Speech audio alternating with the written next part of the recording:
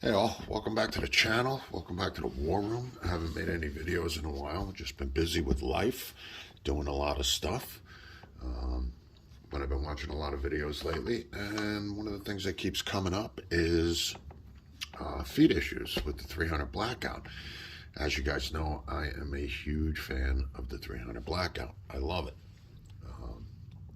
So one of the biggest problems with the 300 Blackout has nothing to do with 300 Blackout. It has to do with using 5.56 mags in the 300 Blackout, like these P mags. And the problem, I see a lot of people talking about, oh, the follower, this piece is too long and the bullets are too short and all this stuff. But it all comes down to one issue in a 5.56 mag, and it is these little tabs right here. This tab, and there's one on the top. I don't know if you can see it with the light. There it is right there. This tab and this tab. Now these tabs, they perform two functions in a 5.56. Number one, they're a follower guide. It keeps the follower from tilting, okay? Tilting like forward or back like this. So that's the one thing it does.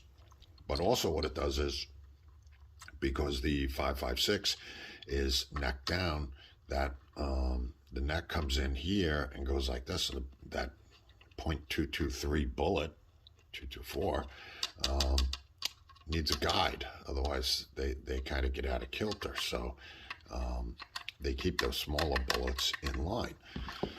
So these tabs right here are contributing to 300 Blackout misfeeds, failure to feed, stove piping, stuff like that. Mostly failure to feeds.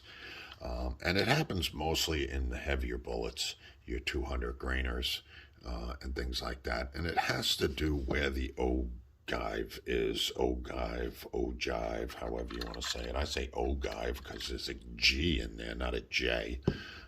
So I say ogive or ogive. And that is where the bullet bends. That is where the .308 ends.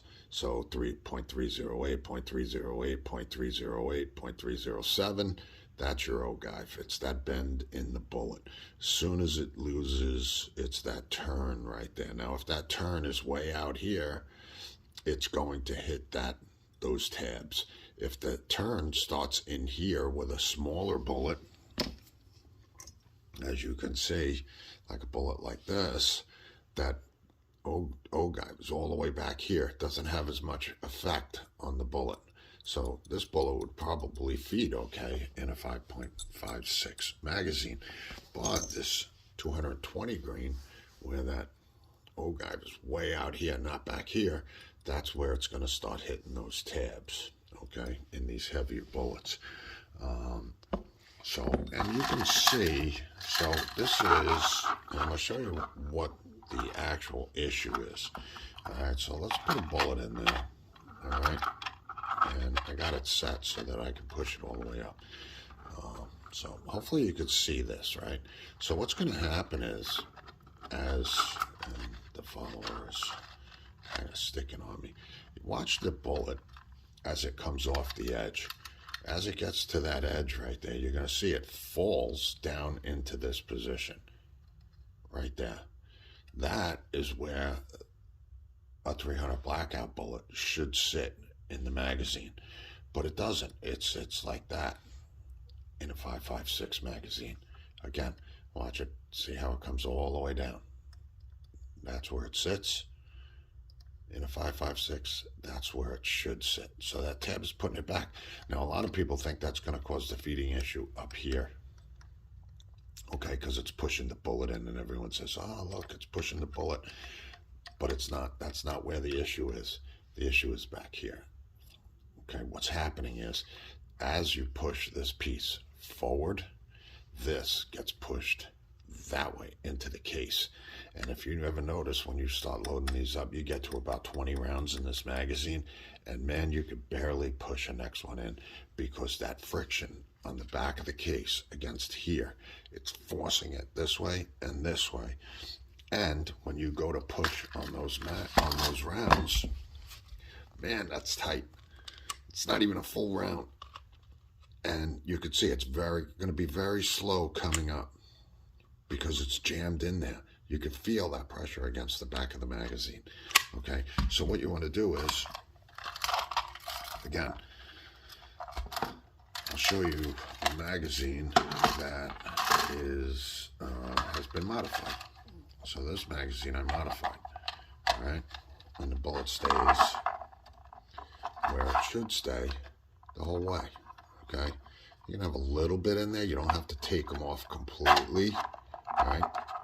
It's a little sloppy, but you could see that's where it sits, and it will feed perfectly out of that magazine, okay? So I haven't developed an ingenious, what I like to call an ingenious method of fixing your magazines. And I'll show you right now what I do. How to take 5.56 mag. Now you can buy 300 Blackout magazines, don't get me wrong. Just go out and buy 300 Blackout magazines. But if you're someone like me that has a stockpile of these things, okay, and they're all 5.56 mags, and I would like to use some of them for my 300 Blackout, I have developed something that works very simple, very quick, okay?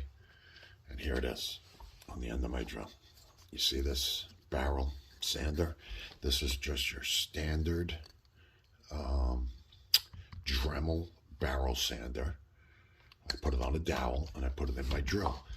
And here's one that just comes with the Dremel tool, but in order to get through the mag, I had to put it on a longer thing so you can get down into the mag and run it the whole length. So I go through the top and then I come from the bottom.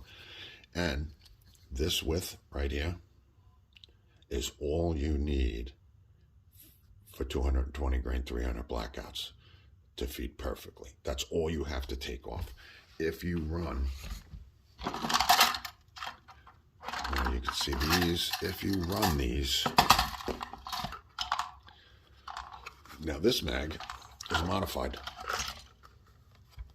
If I can show you, that's all I really took off, like that. And that distance is exactly that size right there. If you just run that thing through, right there, just that width, they'll feed perfectly. Just run it through, keep it smooth. Then I clean it. You want to get all the dust out of there, and that sucker will run perfectly. Just takes the edge off. Not exactly sure what the diameter of this is, but it's exactly that barrel sander width.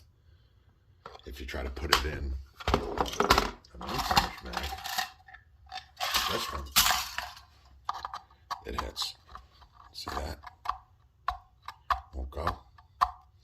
But if you run that and sand it just to the width of this barrel sander, all the way down the length of the magazine, no feeding issues. Done. Perfect.